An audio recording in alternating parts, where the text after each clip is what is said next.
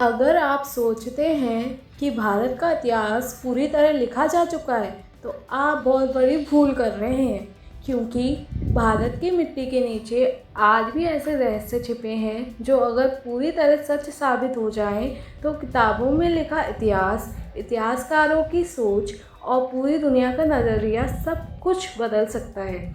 आज मैं आपको बताने वाली हूँ भारत में मिली 4 ऐसी चौंकाने वाली चीज़ों के बारे में जो यह सवाल खड़े करती है कि क्या भारत की सभ्यता हमसे हजारों साल आगे थी? क्या प्राचीन भारत को वो ज्ञान था जो आज भी हमें हैरान कर देता है? वीडियो को अंत तक ज़रूर देखिए, क्योंकि आखिरी खोज सबसे ज़्यादा चौंकाने वाली है। खोज द्वारिका, श्री कृष्ण की डूबी हुई नगरी। समुद्र के नीचे एक ऐसा पूरा शहर, गुजरात के समुद्र तट के पास समुद्र की गहराइयों में वैज्ञानिकों को मिली एक डूबी हुई नगरी द्वारिका। समुद्र के भीतर पत्थर की दीवारें, सड़कें, सीढ़ियाँ, जो विशाल संरचना है।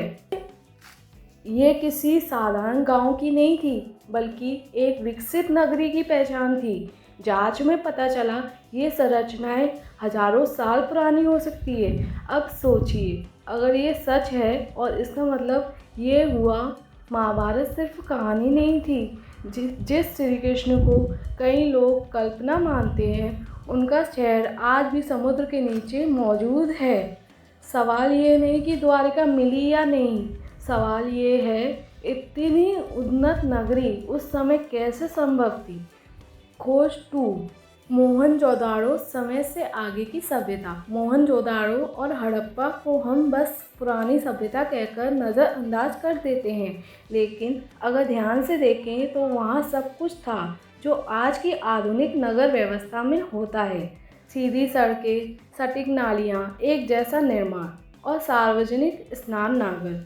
आज से करीब 4,500 साल पहले लोग ज़मीन के नीचे पानी की निकासी की व्यवस्था जानते थे।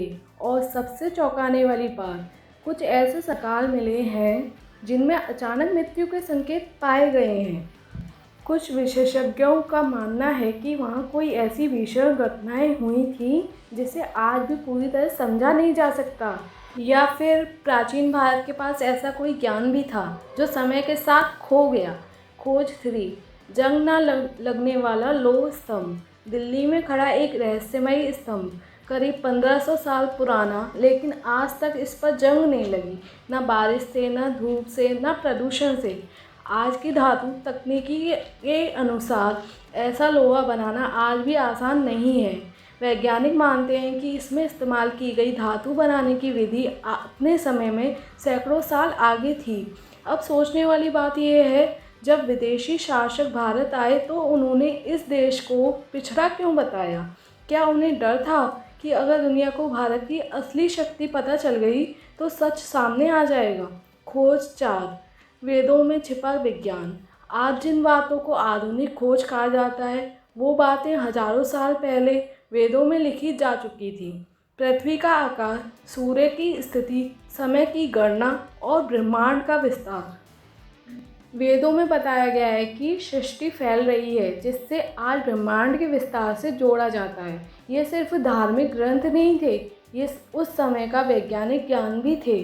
और शायद यही वजह है कि इन्हें सिर्फ आस्था तक सीमित कर दिया गया है, ताकि कोई इन्हें सवाल ना करे। अगर ये सब सच है तो सोचिए हमसे कितना कुछ छुपाया गया है और क्यों। शायद यही वजह है भारत को सिर्फ एक साधारण देश दिखाया गया, क्योंकि अगर दुनिया को पता चल जाता कि कभी यही धरती ज्ञान, विज्ञान और सभ्यता का केंद्र थी, तो इतिहास की कई दीवारें गिर भी जाती। आज भी भारत की मिट्टी पूरी सच्चाई नहीं बताती, बस इशारे करती है, और जो इन इशारों को समझ गया वो कभी भारत को कमज़ोर कह ही नहीं सकता। याद रखिए, जो इतिहास को जानता है वही भविष्य को बदलता है, और शायद असली इतिहास अब भी हमारा इंतजार कर रहा है। धन्यवाद।